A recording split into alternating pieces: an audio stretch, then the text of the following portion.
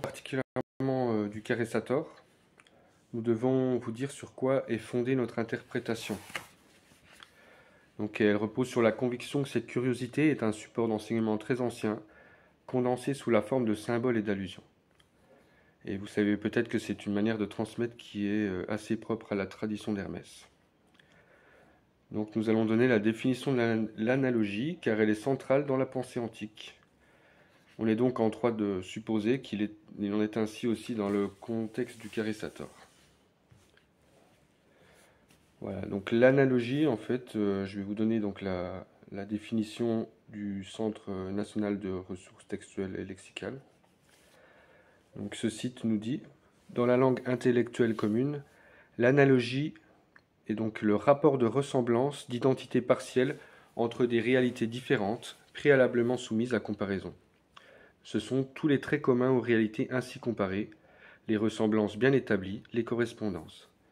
Donc j'ai joué une petite illustration, donc on voit la planète Terre avec le noyau, et à côté ce qui semble être une pêche. Donc on voit tout de suite qu'il y a une analogie entre les deux.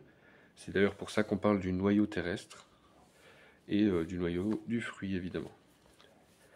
Donc là il y a une seconde définition, qui est plus propre cette fois-ci au langage philosophico-théologique des thomistes et des néo-thomistes, donc les suivants de saint Thomas d'Aquin. L'analogie est, je cite donc, le rapport de ressemblance que les êtres soutiennent avec Dieu du fait qu'ils tiennent de lui l'existence. L'hermétisme, qu'est-ce que c'est? Donc voici à nouveau la définition donnée, mais cette fois-ci par l'encyclopédie en ligne Wikipédia. Nous l'avons choisie car elle est brève et suffisamment claire pour les besoins de notre exposé.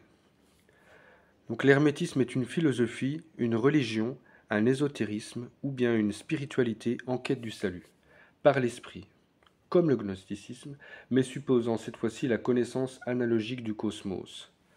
Donc, tout ça repose sur les principes de correspondance. Et on pourrait donner l'exemple du soleil et du cœur pour illustrer le concept. Donc vous avez vu que le soleil tient une place centrale dans le système solaire, évidemment, tout comme le cœur qui a la même finalement place dans le corps humain. C'est vraiment cette idée que tout irradie depuis le centre et prodigue la vie jusqu'aux confins de ce système, qu'il soit celui de l'homme ou du système solaire. Cette fois-ci, donc, on va venir un peu plus proche du carré Sator. Hein. Donc, pour le décrire un petit peu, c'est un carré magique. Donc, on va en parler un petit peu plus tard. Il s'agit donc d'une inscription latine de 25 lettres datant de l'époque romaine. On en trouve donc des exemplaires du Proche-Orient jusqu'à l'Angleterre. Son origine est très controversée, mais on l'attribue aux premiers chrétiens. Le carré Sator est composé de 5 mots. Sator, arepo, tenet, opera, rotas. Donc la traduction littérale est la suivante. Le semeur, par la charrue, tient dans l'œuvre les roues.